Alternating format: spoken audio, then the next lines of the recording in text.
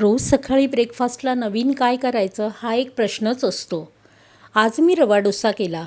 आधी 2 वाट्या रवा घेतला. त्यामध्ये अर्धी वाटी बेसन घातलं, अर्धी वाटी दही आणि 3 कप पाणी घातलं.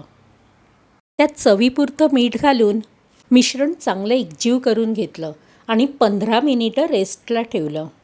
रवा भिजेपर्यंत एक चटणी तयार करून घेतली. कढईत 1 चमचा तेल गरम केलं. त्यात मोहरी, जिरं, 5 लसणाच्या पाकळ्या आणि 2 टेबलस्पून उडीद डाळ घातली. 2 मिनिटं उडीद डाळ तेलावर परतली. मग त्यामध्ये अर्धा कांदा आणि 1 टोमॅटो चिरून घातला. कांदा टोमॅटो तेलावर परतल्यानंतर मग त्यामध्ये पाव वाटी भाजकी चणा डाळ म्हणजेच डाळवे घातलेत. ही चणा डाळ भाजलेली असली तरी थोडी गरम केली.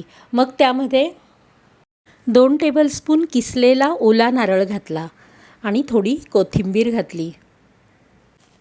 आता 1.5 चमचा लाल तिखट घातलं आणि चवीपुरतं मीठ घालून चटणी वाटून घेतली. चटणी तर तयार झाली.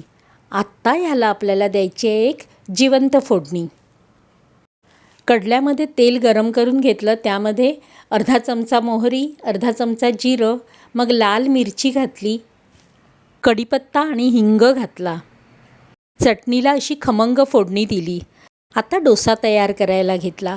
रव्याचं मिक्सचर एकदा परत चांगलं ढवळलं. हे डोसे मी नॉनस्टिक तव्यावर करते. मग तव्यावर 1 चमचा पीठ पसरून घेतलं.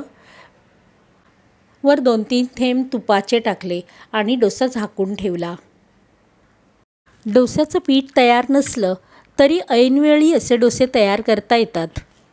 या लाल चटणीबरोबर हे डोसे अप्रतिम लागतात.